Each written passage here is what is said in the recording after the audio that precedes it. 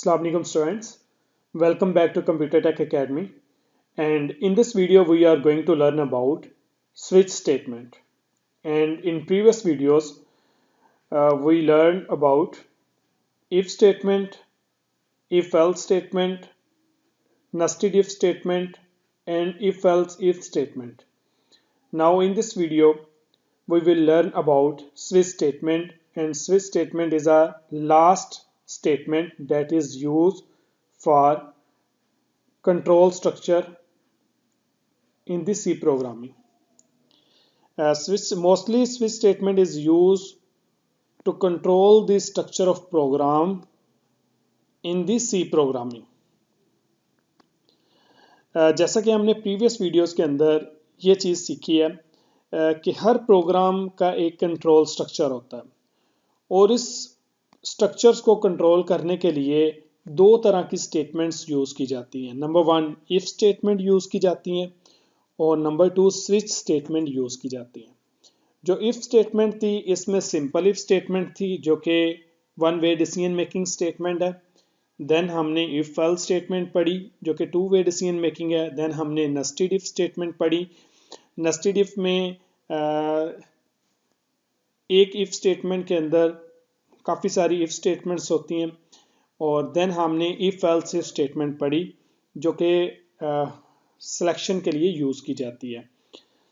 आज इस वीडियो में स्विच स्टेटमेंट के बारे में पढ़ेंगे. तो इसे पढ़ने से पहले नंबर 1 आपको ये पता होना चाहिए कि इफ स्विच स्टेटमेंट के अल्टरनेट कौन सी स्टेटमेंट यूज़ की जाती है.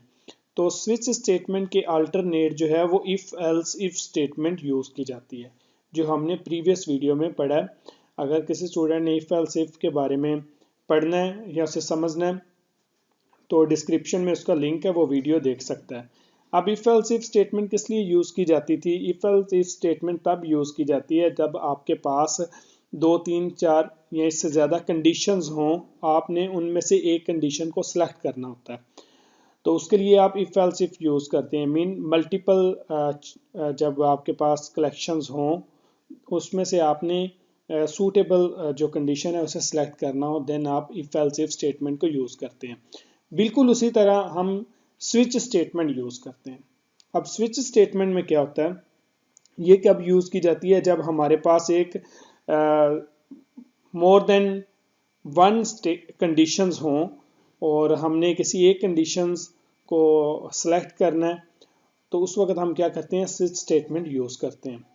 अब स्विच स्टेटमेंट में और इफ एल्स इफ में क्या डिफरेंस है ये नेक्स्ट वीडियोस के अंदर हम ये देखेंगे. स्टूडेंट तो स्विच स्टेटमेंट को स्टार्ट करते हैं. सबसे पहले स्विच स्टेटमेंट की डेफिनेशन देखेंगे. Switch statement is another selection structure. It can be use an alternative of if else if structure.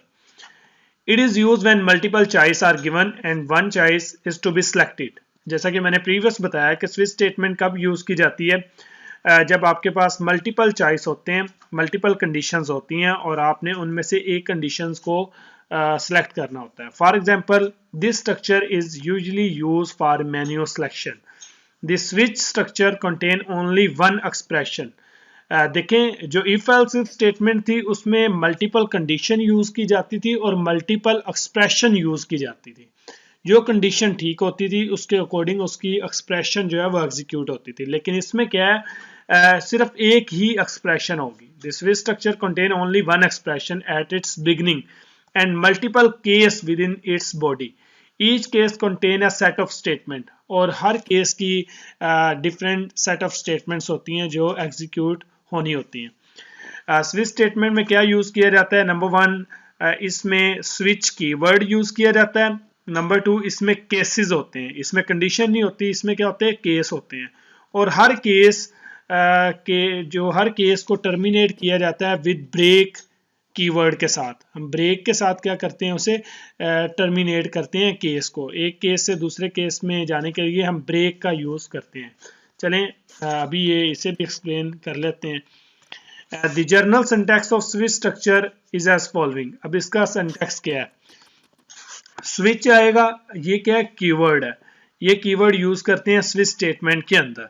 और नेक्स्ट क्या लिखनी होती है, एक्सप्रेशन लिखनी होती है, ठीक है, स्टेटमेंट लिखनी होती है, कंडीशन लिखनी होती है, और फिर इसके मुताबिक हम क्या करते हैं, केस लिखते हैं, मीन केस 1, और केस 1 क्या होगा, केस 1 और सेट ऑफ स्टेटमेंट होती हैं, फिर ब्रेक यूज करते हैं। इसी तरह केस 2 आएगा, उसकी सेट ऑफ स्टेटमेंट्स आएंगी और ब्रेक आएगा। ब्रेक क्या करता है, एक केस से दूसरे केस में शिफ्ट होने के लिए हम ब्रेक यूज करते हैं, ठीक है। देखें हर केस क्या है, हर केस के साथ ब्रेक यूज किया गया है। ये क्या करता है कि एक केस को टर्मिनेट करने के लिए यूज की जाती है ब्रेक। और सबसे लास्ट में क्या होता है, डिफॉल्ट, ये ऑप्शनल होता है, इसे यूज करें ना करें कोई बात नहीं है, लेकिन यूज किस लिए करते हैं ये बता दूं कि केस के साथ तो हम हमारी कंडीशंस होंगी, ठीक है, मीन मल्टीपल केसेस हैं हमारे पास, जो केस हम एग्जीक्यूट करना चाहते हैं वो हम एग्जीक्यूट करते हैं। सपोज एक ऐसी वैल्यू हम एंटर कर देते हैं प्रोग्राम के अंदर, जो हमारे पास जो केस, जितने भी केस होते हैं ना, इसमें से वो नहीं होती, मीन आउट ऑफ केस कोई अगर वैल्यू हम एंटर करें तो फिर क्या होगा, फिर वो बाय डिफॉल्ट वैल्यू जो होगी वो प्रिंट होगी, ठीक है। प्रोग्राम करेंगे, फ्लो चार्ट करेंगे, मजीद आपको समझ आ जाएगी। अगर आपको किसी भी चीज़ की समझ ना आए तो आपने लाजमी कमेंट्स करने हैं, इंशाल्लाह आपको प्रॉपर उसका आंसर प्रोवाइड किया जाएगा। अब इसमें स्विच क्या है, सिंटैक्स के अंदर switch is a keyword for C, it indicate the beginning of this switch structure. And expression क्या है, it is an expression, it may be a single variable और अरिथमेटिक एक्सप्रेशन। एक चीज याद रखनी है आपने, वो ये है कि इस स्विच स्टेटमेंट के अंदर इस एक्सप्रेशन में या तो इंटीजर आ सकते हैं या फिर करैक्टर आ सकते हैं, बस इसके अलावा कोई और वैल्यू नहीं आ सकती, ना ही फ्लोटिंग पॉइंट आ सकते हैं और ना ही इसमें कोई दूसरी आप वैल्यू इसमें ऐड कर सकते हो। इसमें सिर्फ इंटीजर आएंगे और सिर्फ करैक्टर्स स्विच के अंदर यूज किए जाते हैं। The value returned by expression must be an integer or single character. It must not be double or float value or any other type of data. कोई और वैल्यू नहीं होगी। और इसी तरह आपके पास फ्लो चार्ट क्या है इसका, स्विच स्टेटमेंट का, बिल्कुल इफ एल्स इफ की तरह ही है, लेकिन उसमें क्या था, कंडीशंस थी, इसमें केस है, मीन कोई भी एक्सप्रेशन आएगी सबसे पहले हम केस 1 चेक करेंगे, अगर केस 1 ठीक है तो ब्लॉक 1 प्रिंट हो जाएगा, देन केस 2 केस 2 है हमारे पास, अगर ये ट्रू है तो इसकी स्टेटमेंट प्रिंट हो जाएंगी। इसी तरह जितने भी केसेस हैं वो 1 बाय 1 चेक किए जाएंगे, अगर कोई भी नहीं है तो फिर डिफॉल्ट केस एग्जीक्यूट हो जाता है, ठीक है। अब एक्सप्रेशन के अंदर हम अगर केस 1 लिखेंगे तो केस 1, ये देखें ना ऊपर जो एक्सप्रेशन हमने पढ़ी है, देखिए सिंटैक्स के अंदर यहाँ पे स्विच है एक्सप्रेशन, अगर मैं यहाँ पे लिखता हूँ 1 एक्सप्रेशन 1 तो क्या होगा, जस्ट केस 1 एग्जीक्यूट हो जाएगा, ठीक है, बाकी केस नहीं चलेंगे। जो एक्सप्रेशन में लिखा होगा नीचे दी गई सिलेक्शंस के अंदर जो उसके साथ मैच करेगा वो जो केस है एग्जीक्यूट हो जाएगा, बाकी क्या होंगे, इग्नोर कर दिए जाएंगे। प्रोग्राम करेंगे उससे भी क्लियर हो जाएगी चीज। अब वर्किंग क्या है, when switch statement is executed the given expression is first evaluated। जो एक्सप्रेशन हम लिखते हैं ना स्विच के अंदर वो सबसे पहले evaluate की जाएगी। the value returned by expression is compare successively with label 1 2 until match is found। Mean वो नीचे जितने भी केसेस हैं इन सब के साथ चेक किए जाएंगे और जो केस इसके साथ मैच करेगा वो क्या होगा, एग्जीक्यूट हो जाएगा। If the case match with the value returned by expression, then the block of statement follow that case is executed until the break। Mean जब तक ब्रेक नहीं आएगा तब तक जितनी भी कंडीशंस होती हैं वो चलती हैं। देखें ज़रा, ये सपोज ये केस है, केस 1, ये सेट ऑफ स्टेटमेंट है। अब सेट ऑफ स्टेटमेंट में अगर 5 10 जितनी भी स्टेटमेंट्स हो वो सारी एग्जीक्यूट होती हैं। कब तक एग्जीक्यूट होगी, जब तक ब्रेक नहीं आएगा, ठीक है। ब्रेक इंडिकेट क्या करता है कि यहाँ पे ये केस आपका एंड हो चुका है, ठीक है।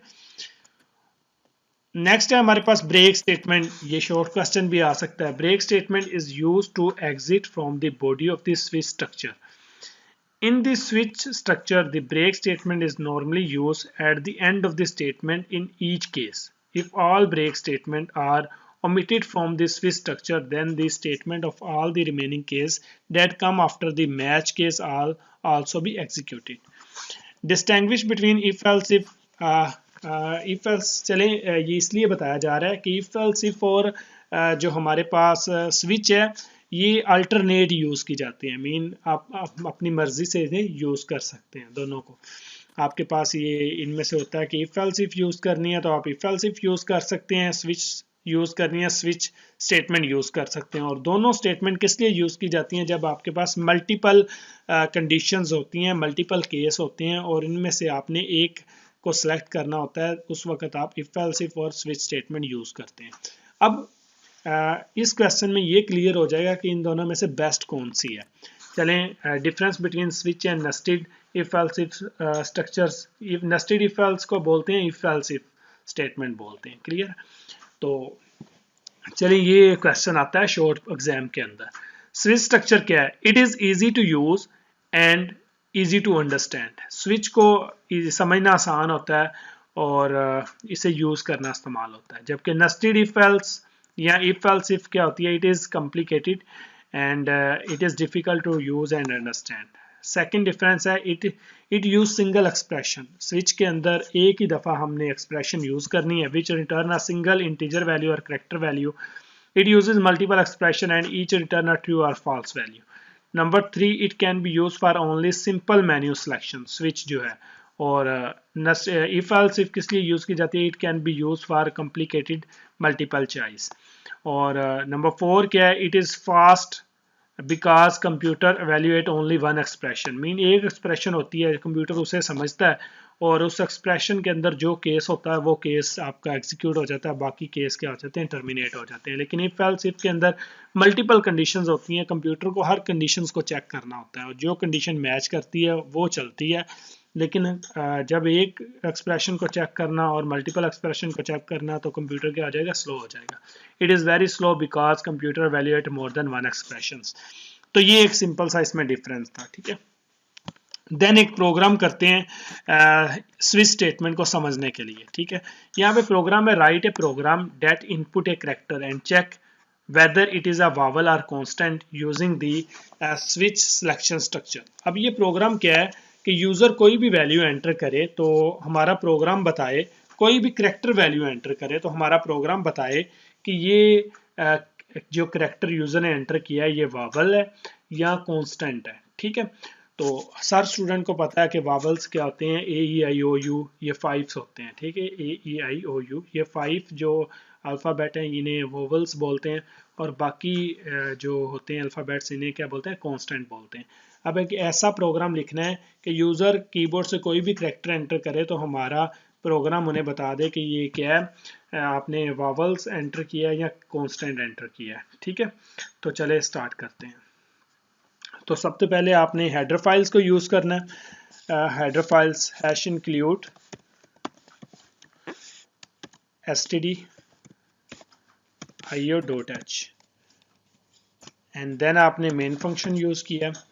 मेन फंक्शन को यूज़ करने के बाद आपने करली ब्रैकेट्स और यहाँ पे आपने क्या करना है क्योंकि जो आपका प्रोग्राम है इसके अंदर आपने करेक्टर एंटर करना है तो इसमें डाटा टाइप क्या होगी? करेक्टर होगी 4। ठीक है, एंड कोई भी वेरिएबल आप यूज़ कर सकते हैं ch करेक्टर। ठीक है, यहाँ पे वेरिएबल्स आपको पता है, वेरिएबल्स का नेम कोई भी आप रख सकते हैं। और इसके बाद ये क्या हो गया? करेक्टर टाइप का। देन आप क्या करेंगे? Printf enter any character, enter any character.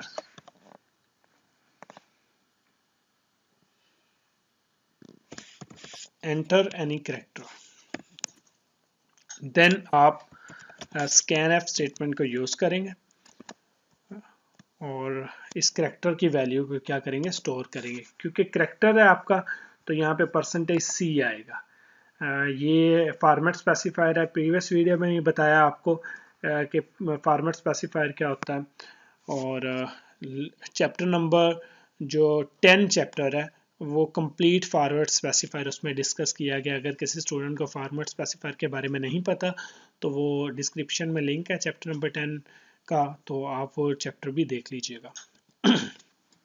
And then ampersand sign और देन आप ch यूज़ करेंगे, करेक्टर यूज़ करेंगे। देन आप क्या करेंगे? यहाँ तक तो सेम है। अब आपने स्विच स्टेटमेंट को यूज़ करना है। स्विच स्टेटमेंट को यूज़ किया और यहाँ पे हम करेक्टर लिखेंगे। ठीक है। एक्सप्रेशन क्या है? करेक्टर, कोई भी करेक्टर हो सकता है। चले अब करेक्टर्स के अंदर क्या आएगा? नंबर 1 केस 1, ठीक है। केस आ सकता है आपके पास ए, यूजर जो वो ए एंटर कर सकता है, ठीक है। या फिर यूजर क्या एंटर कर सकता है? कैपिटल ए एंटर कर सकता है, ठीक है। सिंगल कोट्स के अंदर करेक्टर की आइडेंटिफिकेशन क्या है? Character always in a single quotes. तो जितने भी वावल्स हैं हम वो लिख लेते हैं कि केस हमारे पास जो है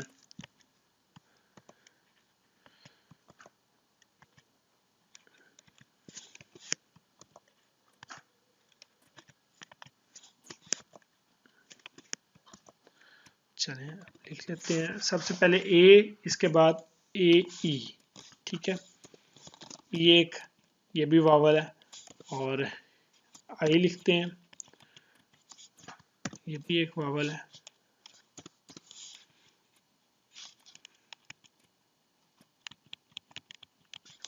ए ई आई ओ यू, ठीक है। ओ यूज करते हैं, capital O, and then last में यू करेंगे। A E I O you, ये 5 हमारे पास क्या है? वावल्स होते हैं।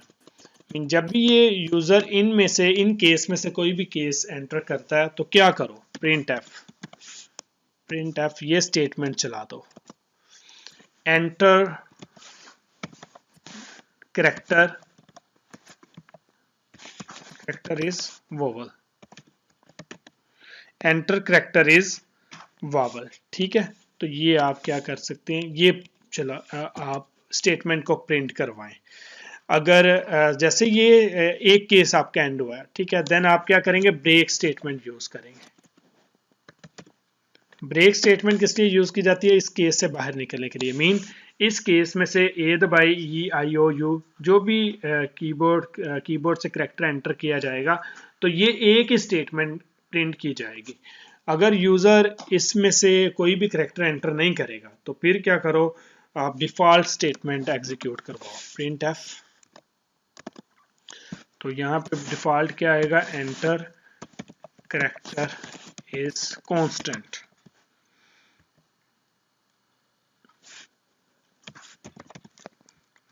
एंटर करेक्टर इज कंसोनेंट, ठीक है, कि वो वावल नहीं है, कंसोनेंट है आपका।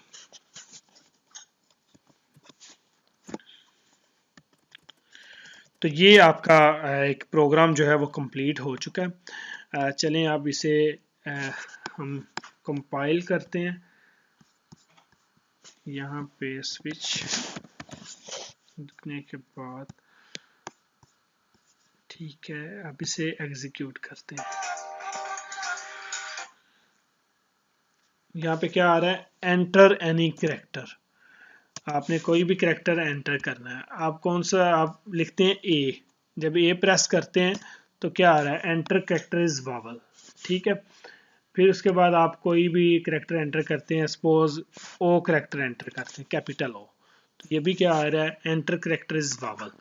और अगर आप दोबारा चेक करते हैं, यहाँ पे जी करता हूँ मैं, जी करेंगे तो क्या आ रहा है? एंटर करेक्टर जी, क्योंकि वावल नहीं है, कॉन्सोनेंट है। तो अब क्या आ रहा है कि इसमें डिफ़ॉल्ट केस हमने यूज़ नहीं किया होगा, ठीक है, क्योंकि ये डिफ़ॉल्ट केस यूज़ करेंगे तो फिर ही एग्जीक्यूट होगी वैल्यू। डिफ़ॉल्ट केस यूज़ करना पड़ेगा, ओके।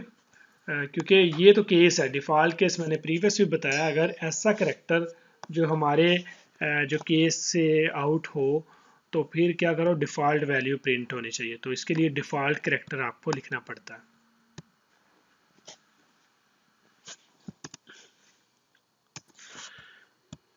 अब क्या है, सपोज यहाँ पे मैं कोई भी वोवल्स करेक्टर एंटर करता हूँ, ठीक है, तो ये क्या आ रहा है? एंटर करेक्टर इज वोवल, ठीक है। इसके अलावा अगर मैं कोई दूसरा करेक्टर एंटर करता हूँ जी, तो अब क्या आ रहा है? एंटर करेक्टर इज कॉन्स्टेंट आ रहा है, ठीक है, कॉन्सोनेंट आ रहा है।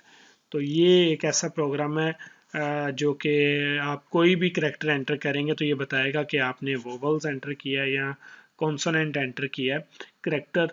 तो ये हमने ये किसके ज़रिए से किया है, इफ़ स्विच केस की मदद से किया है आपने। ठीक है, उम्मीद है स्टूडेंट्स आपको ये वीडियो पसंद आई होगी। अगर आपको ये वीडियो पसंद आई है तो आपने इस वीडियो को ज़्यादा से ज़्यादा शेयर करना है, इस वीडियो को लाइक करना है और इस चैनल को सब्सक्राइब करना है।